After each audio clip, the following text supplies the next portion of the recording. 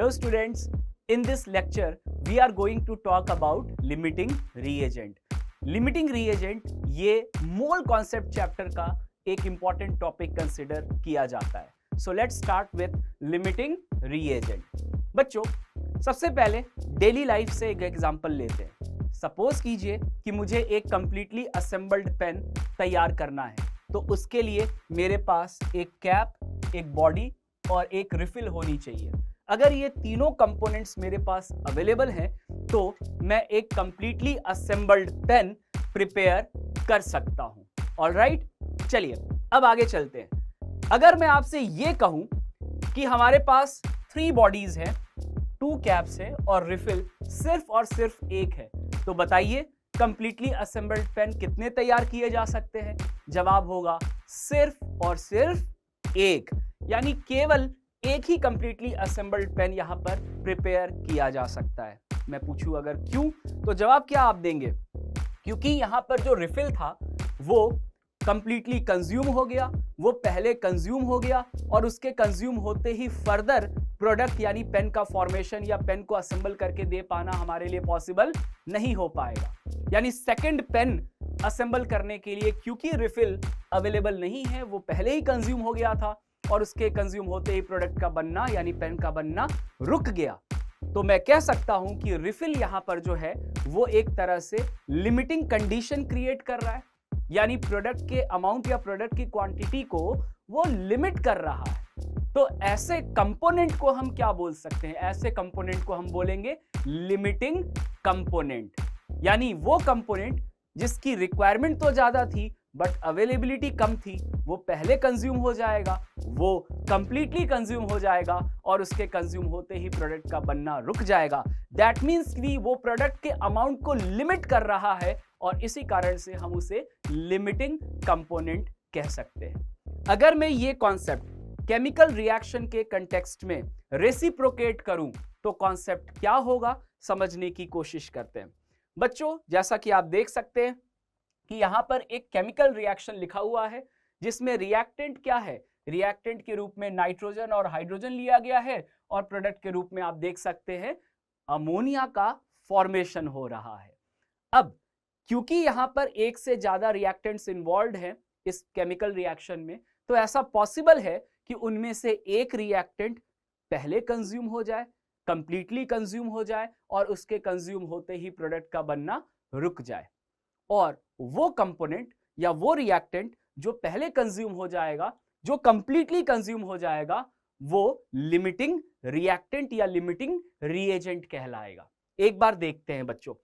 देखिए यहां पर नाइट्रोजन जो है वो ब्लू कलर के मॉलिक्यूल से रिप्रेजेंट किया जा रहा है और हाइड्रोजन जो है वो ग्रीन कलर के मॉलिक्यूल से रिप्रेजेंट किया जा रहा है. दोनों रिएक्ट करके अमोनिया का फॉर्मेशन करेंगे, लेकिन हाइड्रोजन कंप्लीटली कंज्यूम हो गया और जो नाइट्रोजन है ये बचा रह गया. तो जो बचा रह गया है वो एक्सेस रिएजेंट कहलाएगा और जो कंप्लीटली कंज्यूम हो गया, जो पहले कंज्यूम हो गया और जिसके कंज्यूम होते ही प्रोडक्ट का बनना रुक गया, वो लिमिटिंग रिएजेंट या लिमिटिंग रिएक्टेंट कहलाएगा. ऑलराइट, तो मैं कह सकता हूं कि इस रिएक्शन में हाइड्रोजन जो है वो एक तरह से लिमिटिंग रिएजेंट या लिमिटिंग क्या है? रिएक्टेंट है. ऑलराइट, चलिए अब आगे चलते हैं. नेक्स्ट पॉइंट, जितना हम लोगों ने पढ़ा उसको एक जगह नोट कर लेते हैं. लिमिटिंग रिएजेंट क्या होता है? Quite often one of the reactant is present in a smaller amount than required according to a balanced chemical equation. The reactant which gets completely consumed and limits the amount of product, that is what we call as limiting reagent, जिसे short में हम क्या बोल सकते हैं? LR, limiting reagent. And the reactant which is left in excess, that is known as excess reagent. उसे हम short में ER बोलेंगे, यानी excess reagent. बात समझ में आ रही है आपको? चलिए अब आगे चलते हैं. अब बात आती है आइडेंटिफिकेशन की, यानी न्यूमेरिकल में जब लिमिटिंग रिएजेंट का कॉन्सेप्ट हमसे अप्लाई किया जाएगा तो हम उसे पहचानेंगे कैसे कि कोई क्वेश्चन लिमिटिंग रिएजेंट का है भी या नहीं. तो चलिए उसको समझने की कोशिश करते हैं. सबसे पहले केस नंबर 1 पे आप ध्यान दीजिए. केस नंबर 1 में आप क्या देख रहे हैं कि नाइट्रोजन हाइड्रोजन के साथ रिएक्ट करके अमोनिया का फॉर्मेशन कर रहा है और यहां पर केवल नाइट्रोजन के लिए क्वांटिटी आपको क्वेश्चन में गिवन है। वैसे तो एक से ज्यादा रिएक्टेंट यहां पर पार्टिसिपेट कर रहे हैं, बट जो डेटा प्रोवाइडेड है क्वेश्चन में वो केवल और केवल एक ही रिएक्टेंट के लिए हमें दिया जा रहा है। तो ऐसे सिचुएशन में मैं कह सकता हूं कि ये क्वेश्चन जो होगा वो लिमिटिंग रिएजेंट का नहीं है। ये क्वेश्चन जो है वो सिंपली जो स्टाइकियोमेट्री में हम पढ़ते हैं उससे सॉल्व किया जा सकता है, और यहां पर लिमिटिंग रिएजेंट के कॉन्सेप्ट को अप्लाई करने की आवश्यकता बिल्कुल भी नहीं है। लेकिन बच्चों, सपोज कीजिए कि एक से ज्यादा रिएक्टेंट के लिए आपको डेटा अगर प्रोवाइडेड है, तो ऐसे सिचुएशन में वो क्वेश्चन जो है वो लिमिटिंग रिएजेंट के कॉन्सेप्ट से सॉल्व होगा। यानी केस 1 और केस 2 को अगर हम कंपेयर करें तो हम ये कह सकते हैं कि केस 2 जो है वो बेसिकली लिमिटिंग रिएजेंट के प्रोफाइल से बिलोंग करता है, और उसे हम लिमिटिंग रिएजेंट के कॉन्सेप्ट के अकॉर्डिंग सॉल्व करेंगे। ऑलराइट, चलिए आइडेंटिफिकेशन के बारे में मैंने आपसे बता दिया। अब आगे चलते हैं। अब कॉन्सेप्ट को हम पूरा जो है वो डील करने जा रहे हैं। कॉन्सेप्ट क्या है बच्चों, एक बार इसे डिटेल में समझते हैं। तो सपोज कीजिए मैं आपसे कहूं कि यहां पर नाइट्रोजन हाइड्रोजन से रिएक्ट करके अमोनिया का फॉर्मेशन कर रहा है, तो सबसे पहले स्टेप में हम क्या करेंगे, पहले स्टेप में हम करेंगे आइडेंटिफिकेशन ऑफ लिमिटिंग रिएजेंट। मतलब हम ये आइडेंटिफाई करेंगे कि नाइट्रोजन और हाइड्रोजन में से लिमिटिंग रिएजेंट कौन है। क्योंकि अगर कोई क्वेश्चन लिमिटिंग रिएजेंट का है तो पहला यानी फोरमोस्ट टास्क ये होता है कि लिमिटिंग रिएजेंट को हमें आइडेंटिफाई करना होता है। तो हम ये पहचानेंगे कि नाइट्रोजन और हाइड्रोजन में से लिमिटिंग रिएजेंट कौन है। कैसे, पहले उसको कॉन्सेप्चुअली देखते हैं। तो बच्चों, स्टाइकियोमेट्रिक कोफिशिएंट की अगर मैं बात करूं तो नाइट्रोजन के लिए स्टाइकियोमेट्रिक कोफिशिएंट क्या है, 1। अगर कुछ भी नहीं लिखा जा रहा है तो बाय डिफॉल्ट माना जा सकता है कि स्टाइकियोमेट्रिक कोफिशिएंट कितना है, 1। और हाइड्रोजन के लिए स्टाइकियोमेट्रिक कोफिशिएंट कितना है बच्चों, 3। यानी मैं कह सकता हूं कि 1 mole of nitrogen requires 3 moles of hydrogen to react completely. As we know कि स्टाइकियोमेट्रिक कोफिशिएंट जो है वो नंबर ऑफ मोल्स को रिलेट करता है। इस कारण से ये कह सकते हैं कि 1 mole of nitrogen requires 3 mole of hydrogen to react completely.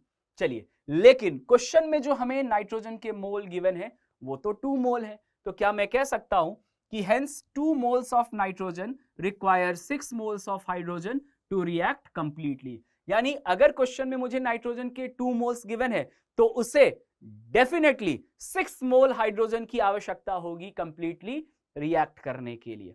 तो यहां पर हम लोगों ने क्या देखा कि यहां पर रिक्वायरमेंट तो है 6 मोल की, बट अवेलेबिलिटी यानी क्वेश्चन में जो मोल दिए गए हैं हाइड्रोजन के वो तो केवल 5 मोल्स दिए गए हैं। इस कारण से मैं कह सकता हूं कि required moles of hydrogen is greater than the available, that means given moles of hydrogen. Required moles कितने हैं, 6, और अवेलेबल मोल्स कितने हैं, 5। रिक्वायरमेंट ज्यादा है और अवेलेबिलिटी कम है, और मैं जानता था कि वो रिएक्टेंट जिसकी रिक्वायरमेंट ज्यादा है और अवेलेबिलिटी कम है वो क्या कहलाएगा, लिमिटिंग रिएजेंट। इसलिए मैं कह सकता हूं कि hydrogen is the limiting reagent. Limiting reagent पहचान लिया बच्चों, ये है स्टेप नंबर 1। अब हम बात करेंगे स्टेप नंबर 2 की। स्टेप नंबर 2 में हम बताएंगे कि प्रोडक्ट कितना बनेगा, यानी calculation of the amount of product, और वो गवर्न किससे होगा, लिमिटिंग रिएजेंट से। बच्चों, किसी भी केमिकल रिएक्शन में limiting reagent is the boss. Limiting reagent क्या होता है, बॉस होता है, वो सारी चीजों को गवर्न करता है किसी केमिकल रिएक्शन के अंदर। चलिए, तो लिमिटिंग रिएजेंट के अकॉर्डिंग हम सारी चीजों को डिसाइड करते हैं, यानी प्रोडक्ट कितना बनेगा ये भी हम लिमिटिंग रिएजेंट के अकॉर्डिंग ही डिसाइड करेंगे। अब मेरा पूरा का पूरा फोकस लिमिटिंग रिएजेंट यानी हाइड्रोजन के ऊपर शिफ्ट हो चुका है, और मैं कह सकता हूं स्टाइकियोमेट्रिक कोफिशिएंट की मदद से कि 3 moles of hydrogen produce 2 mole of ammonia. अगर मैं 3 मोल हाइड्रोजन का लेता हूं तो उससे अमोनिया के 2 मोल का फॉर्मेशन होगा। लेकिन क्वेश्चन में तो मुझे हाइड्रोजन के 5 मोल दिए थे, तो यूनिटरी मेथड लगाइए। पहले 1 मोल के लिए कैलकुलेट कीजिए कि 1 मोल ऑफ हाइड्रोजन जो है वो 2/3 मोल ऑफ अमोनिया प्रोड्यूस करेगा, and that's why 5 moles of hydrogen ये प्रोड्यूस करेगा 10/3 मोल्स ऑफ अमोनिया। यानी प्रोडक्ट के कितने मोल्स बनेंगे वो हम यहां पर फाइंड आउट कर चुके हैं यूनिटरी मेथड से, है ना बच्चों। ये पूरा कॉन्सेप्ट जो हम लोगों ने यहां पर डील किया उसमें 2 स्टेप्स लगे। पहले स्टेप में हम लोगों ने लिमिटिंग रिएजेंट को आइडेंटिफाई किया, और दूसरे स्टेप में हम लोगों ने प्रोडक्ट का अमाउंट कितना बनेगा ये लिमिटिंग रिएजेंट के अकॉर्डिंग कैलकुलेट करके बताया, है ना बच्चों। ये कॉन्सेप्ट जब आप डील कर रहे थे तो आपने देखा कि इसमें टाइम ज्यादा कंज्यूम हो रहा है, तो क्यों ना इस पूरे कॉन्सेप्ट को एक ट्रिक से हम जल्दी और कम समय में सॉल्व करके देख ले। तो इसके लिए मैं अब आपको ट्रिक बताने जा रहा हूं बच्चों। देखिए, क्वेश्चन में आपको डेटा के रूप में क्या गिवन हो सकता है? डेटा के रूप में आपको रिएक्टेंट का मास, नंबर ऑफ मॉलिक्यूल्स, या अगर रिएक्टेंट गैस के फॉर्म में है तो volume of gas at STP और एनटीपी आपको दिया जा सकता है। किसके लिए? रिएक्टेंट के लिए, है ना बच्चों। अब हम क्या करेंगे कि जो भी डेटा दिया है उससे हम कोशिश करेंगे कि नंबर ऑफ मोल्स निकाला जाए हर रिएक्टेंट के लिए। बच्चों, हम जानते हैं कि अगर मास दिया है तो उसे मोलर मास से डिवाइड करने पर हमें नंबर ऑफ मोल्स मिल जाएगा, या फिर अगर रिएक्टेंट के लिए नंबर ऑफ मॉलिक्यूल्स दिया है तो एवोगैड्रोस नंबर यानी Na से डिवाइड करके हम नंबर ऑफ मोल्स निकाल सकते हैं। सिमिलरली अगर गैस के लिए वॉल्यूम दिया है गैस का एसटीपी या एनटीपी पर तो 22.4 से डिवाइड करके हम नंबर ऑफ मोल्स निकाल सकते हैं।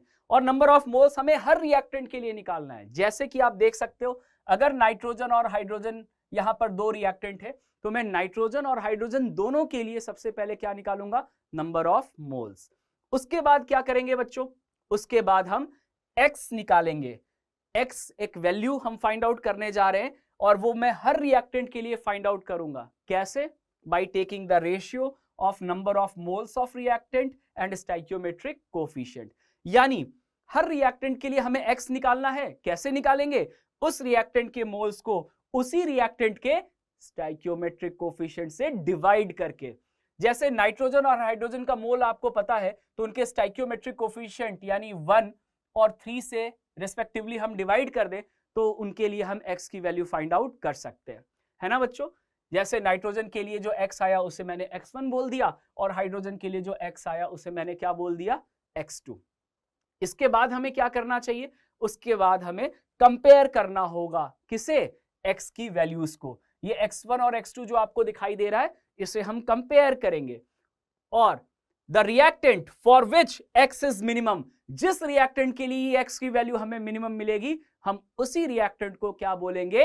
Limiting reagent. उस रिएक्टेंट को क्या बोला जा सकता है बच्चों? लिमिटिंग रिएजेंट बोला जा सकता है। ये ट्रिक है बेसिकली जो हम लोगों ने यूनिटरी मेथड अप्लाई किया था और उससे लिमिटिंग रिएजेंट कौन है ये आइडेंटिफाई किया था, उसकी जगह ये ट्रिक है, यानी उसी का एक सब्स्टिट्यूट है जो टाइम सेव करने में हमारी मदद करेगा, है ना आसान। चलिए अब आगे की बात करते हैं। अब यहां पे सपोज कीजिए कि x2 की वैल्यू अगर x1 से कम है, आपने कंपेयर किया कि x की वैल्यू किस रिएक्टेंट के लिए मिनिमम है। सपोज कीजिए x2 की वैल्यू x1 से कम है, यानी हाइड्रोजन के लिए जो x की वैल्यू है वो नाइट्रोजन की x की वैल्यू से कम है। दैट्स वाई यहां पर हाइड्रोजन को हम कह सकते हैं कि हाइड्रोजन जो होगा वो होगा लिमिटिंग रिएजेंट। आगे चले। अब number of moles of desired product, यानी प्रोडक्ट कितना बन रहा है ये भी हम बता सकते हैं ट्रिक से। यूनिटरी मेथड को यूज किए बिना टाइम को सेव करते हुए ये ट्रिक अप्लाई करें तो number of moles of desired product ये भी डायरेक्टली निकाला जा सकता है। कैसे? जो लिमिटिंग रिएजेंट का x है, दैट मींस जो मिनिमम वैल्यू ऑफ x है उसे मल्टीप्लाई कीजिए stoichiometric coefficient of desired product के साथ तो आपको number of moles of desired product directly मिल जाएगा। बच्चों, मैं डिजायर्ड प्रोडक्ट क्यों कह रहा हूं?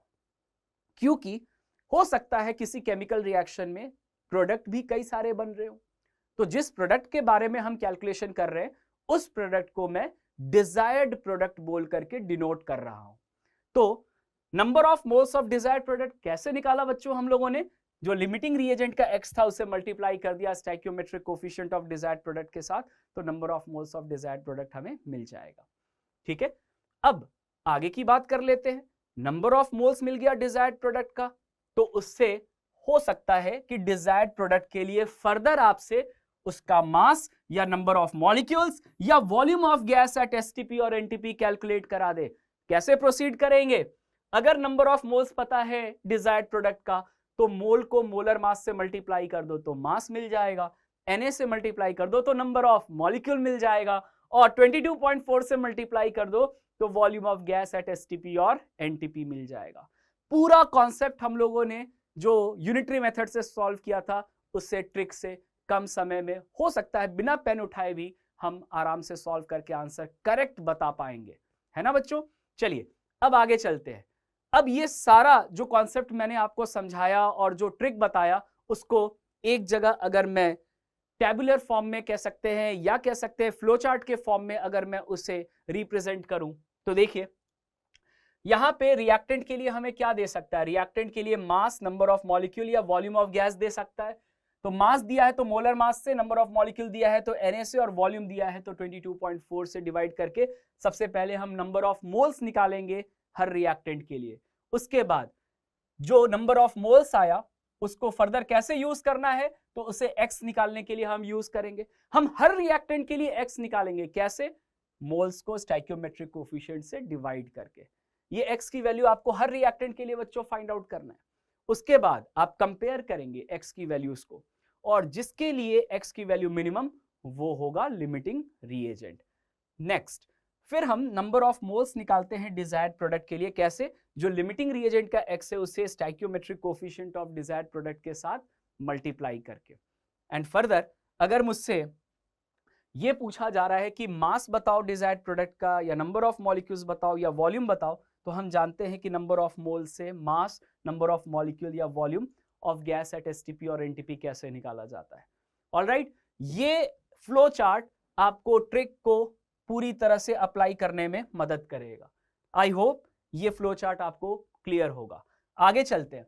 अब आप सोच रहे होंगे कि क्या जो क्वेश्चन हम लोगों ने यूनिटरी मेथड से सॉल्व किया था वो क्वेश्चन ट्रिक से हम आसानी से सॉल्व करके बता सकते हैं क्या?